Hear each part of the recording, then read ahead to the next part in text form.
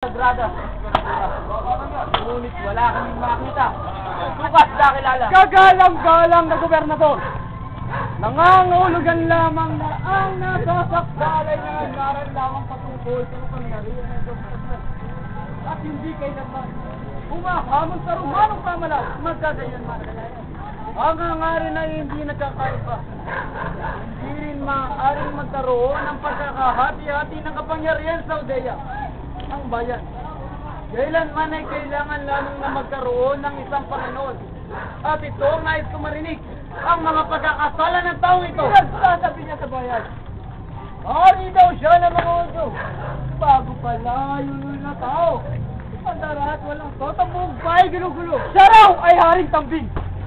Sa buong bahay ng Israel. Ang pagsital. Sana wala.